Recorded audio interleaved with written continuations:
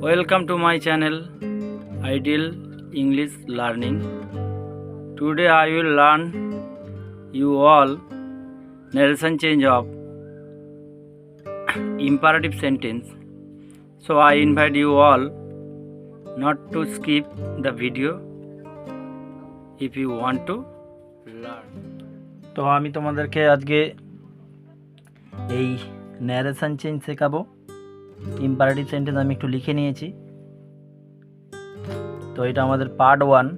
Part 2 এ যেটা let's দিয়ে হয় সেটা আমি তোমাদেরকে পরের পার্টে শেখাবো। আজকে আমাদের ইম্পারেটিভ সেন্টেন্স যে ন্যারেশন চেঞ্জটা শেখাবো। দেখো, রিপোর্টিং ভার্বটি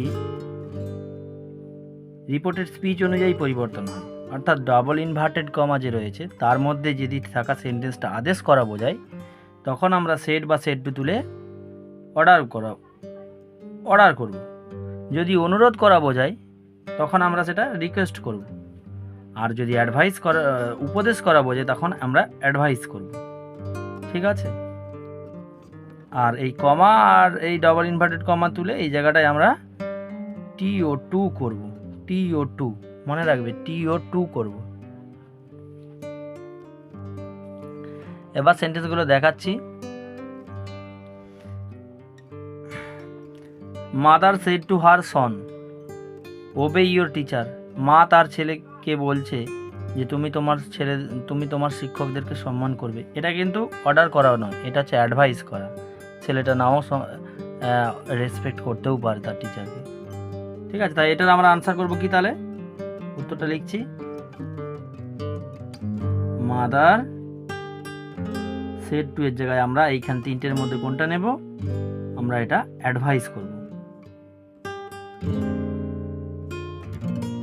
অ্যাডভাইস হার সন যেমন রয়েছে, এটা ইনডাইরেক্ট অবজেক্ট, হার সন আমরা বসাবো। হার সন কমা ইনভার্টেড কমা তুলে আমরা টু বসাবো। এবার ওবে থাকলে ওবেই হবে। ওবে ইয়োর মানে তার ছেলের, এখানে লিখব হিজ টিচার। বুঝতে পারলে এটাতে? তাহলে তোমাদের কারো কিছু সমস্যা নেই। পরের সেন্টেন্সটা একটা রয়েছে যেটা, the man said to me please give me water. এই যে প্লিজ দিয়ে থাকলে আমরা কিন্তু সবসময় একবারেই বুঝে নেবো যে রিকোয়েস্ট করা বোঝাচ্ছে। তাহলে এটা কিভাবে করবো? তাহলে এখানে সেড টু তুলে রিকোয়েস্ট করব। দ্য ম্যান, আনসারটা লিখছি, the man requested me, comma inverted comma তুললে টু বসাবো। আর প্লিজটা তখন বসবে না। ঠিক আছে, তাহলে প্লিজটা কেটে দিলাম। প্লিজটা বাদে কি বসবে? Give me. তাহলে গিভ যেমন আছে গিভ থাকবে। এবার মি মানে কাকে বোঝাচ্ছে? মি মানে ওই দ্য ম্যানকে বোঝাচ্ছে। তাহলে গিভ হিম হবে, গিভ হিম ওয়াটার। এটা বোঝা গেল? এরপরে আর একটা রয়েছে, সেটা হচ্ছে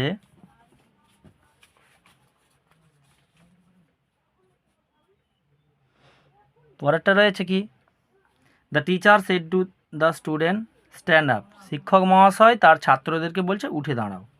তাহলে এখানে শিক্ষক যা বলবে তার তো কথা আমরা আদেশ মানবই।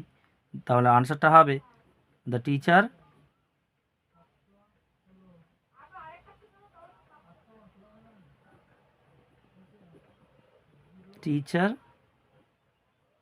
সেড টু এর জায়গায় লিখবো আমরা অর্ডার দ্য স্টুডেন্টস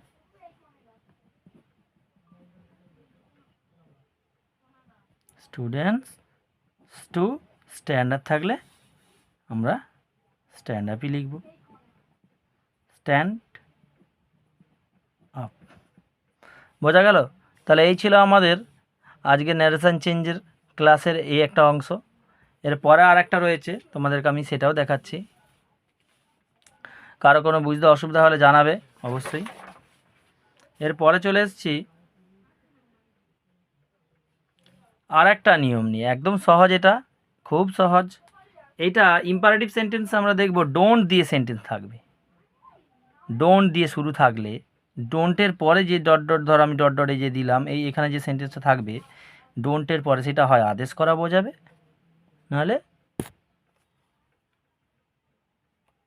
উপদেশ করা বোঝাবে।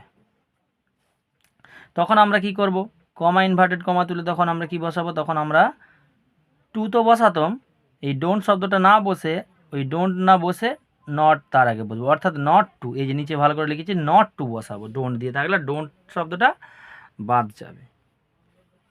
তো তখন আমরা আনসার কেমনভাবে লিখবো দেখি। The teacher said to me, শিক্ষক মহাশয় আমাকে বলছে, ডোন্ট ওয়েস্ট টাইম, সময় অপচয় করো না। তাহলে এটার আমরা কি করব, the teacher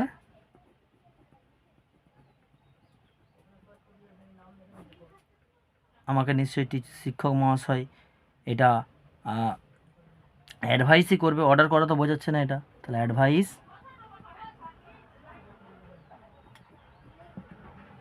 me not to, don't শব্দটার বসালাম না, ওয়েস্ট টাইম আছে, ওই ওয়েস্ট টাইমটাই বসাবো।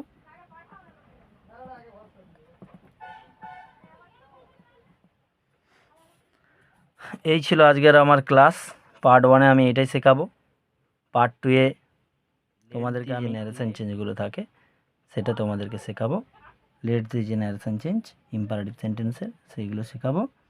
তো ভিডিওটা দেখার জন্য thank you for watching my video. দেখা হচ্ছে পরের একটা কোনো ভিডিওতে, ততক্ষণ তোমরা সবাই ভালো থেকো।